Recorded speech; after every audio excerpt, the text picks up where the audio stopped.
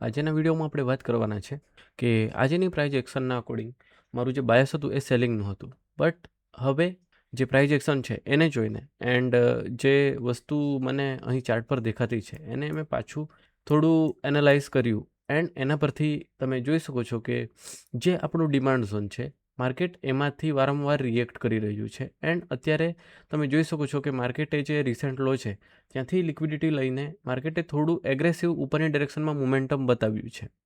And આપણે થોડું price એક્શનને જોઈએ તો માર્કેટે અહીંનું જે 4 આવરનું ઝોન છે એમાંથી રિએક્ટ કર્યું છે.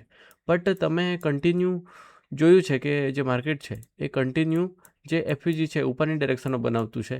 આ તમે જોઈ શકો છો કે માર્કેટ ઉપરની ડિરેક્શનમાં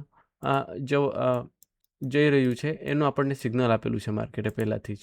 એન્ડ અહીં પણ માર્કેટે આ જે એફવીજી છે ઉપરની ડિરેક્શનમાં બનાવેલું છે, મોમેન્ટમ છે એ ઉપરની ડિરેક્શનમાં છે. તો જે આવતીકાલે જે મારું બાયસ છે એ બાઇંગનું રહેશે. જો માર્કેટ છે એ અહીં 15 મિનિટની મેં ટાઈમ ફ્રેમ છે તો એની અંદર તમે અહીં જોયું તો માર્કેટે પહેલાં તો અહીં એક આપણને હાઈ બનાવ્યો અને ત્યાંથી લિક્વિડિટી લીધી. એન્ડ અત્યારે અહીં તમે જોશો તો માર્કેટે ફરીથી આ ભાગમાંથી તમે થોડું ધ્યાનથી જોશો તો માર્કેટે થોડી લિક્વિડિટી લીધીને નીચેની ડિરેક્શનમાં આપણને 1 બાય 1 સ્ટ્રક્ચર શિફ્ટ એન્ડ ત્યારબાદ માર્કેટે break of structure and break of structure and break of structure માર્કેટે આપ્યું. બટ અત્યારે તમે જોઈ શકો છો કે જે માર્કેટ છે એ આ ભાગમાં આવીને અત્યારે પોતાનું જે ઓર્ડર ફ્લો છે 15 મિનિટનો એ ચેન્જ કરતું છે.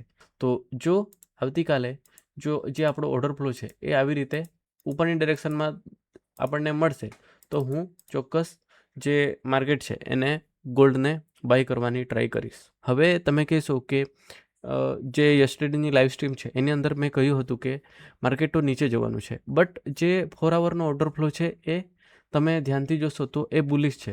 અહીં તમને હું બતાવી દઉં તો આ ભાગમાં તમે જોઈ શકો છો કે જે માર્કેટ છે એણે અહીંથી લિક્વિડિટી લીધી છે એન્ડ જે મોમેન્ટમવાળી કેન્ડલ છે એ ઉપરની ડિરેક્શનમાં બનતી છે.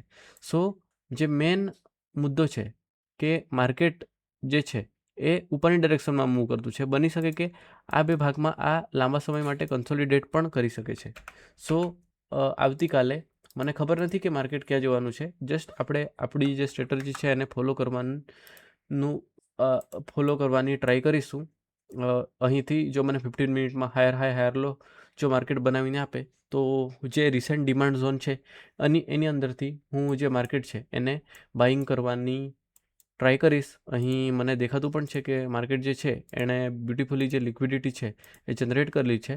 સો માર્કેટ અહીંથી ઉપરની ડિરેક્શનમાં જઈને બ્રેકઓફ સ્ટ્રક્ચર આપે, જે ઝોન છે એને ફ્લિપ કરે એન્ડ જે ડિમાન્ડ ઝોન બનાવે, જે ફ્લિપ ઝોન બનાવે તો એમાંથી હું માર્કેટને બાય કરવાની ચોક્કસ ટ્રાય કરીશ. એન્ડ જો માર્કેટ જો તમે 1 આવરમાં જોશો તો અહીં તમે જોઈ શકો છો કે જો માર્કેટ આ આપણું 1 આવરનું ડિમાન્ડ ઝોન છે આને જો બ્રેક કરી દે, બ્રેક કરીને જો નીચેની ડિરેક્શનમાં જાય તો ત્યારબાદ હું અહીંથી જો કોઈ ઝોન બને તો એમાંથી માર્કેટને સેલિંગ કરવાનું ટ્રાય કરીશ.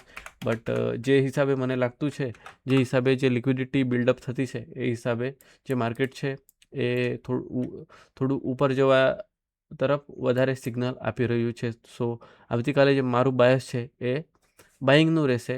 જો આ ઝોન બ્રેક થઈ જાય, અત્યારે તમે જોઈ શકો છો કે માર્કેટ આ ઝોનમાંથી આ ઝોનની આજુબાજુ ટ્રેડ કરતું છે.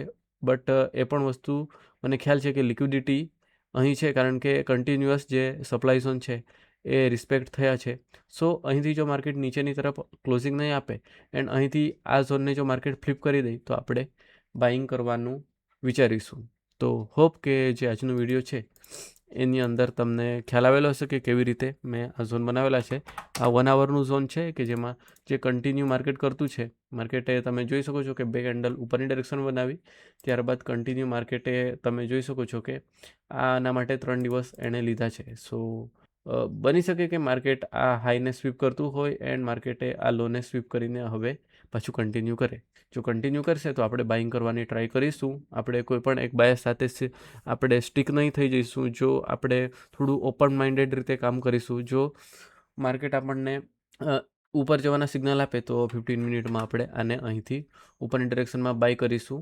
એન્ડ જો માર્કેટ આ લોને બ્રેક કરે તો જ આપણે અહીંથી સેલિંગ કરવાનું વિચારીશું. તો આજ હતું એક નાનો વિડીયો કે જેની અંદર કાલે માર્કેટમાં શું થવાનું છે એના વિશે મેં તમને કીધું.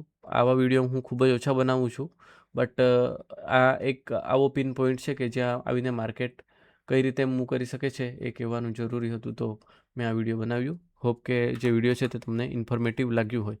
જો વિડીયો તમને ઇન્ફોર્મેટિવ લાગ્યું હોય તો વિડીયોને લાઇક કરજો, ચેનલને સબસ્ક્રાઈબ કરજો. બાકી મળીએ એક નવા વિડીયોમાં. અહીં જોઈ શકો છો તમે કે જે માર્કેટ છે એ આ આપણું ઝોન છે એની અંદરથી રિએક્ટ કરી રહ્યું છે, બટ અહીં ડબલ ટોપ બનાવતું છે. ઇટ મીન્સ કે માર્કેટ જે છે એ લિક્વિડિટી જનરેટ કરતું છે.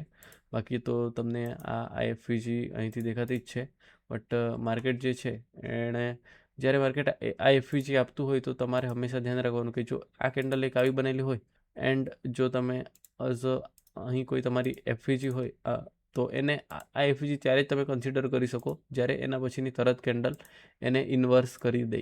તો આવી રીતે તમે એફવીજીને જો તમે ટ્રેડ કરવા માંગો છો તો કરી શકો છો.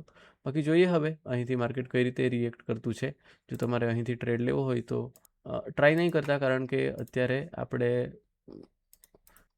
એવી જગ્યાએ છે કે જ્યાં માર્કેટ આવીને કંઈ પણ કરી શકે છે.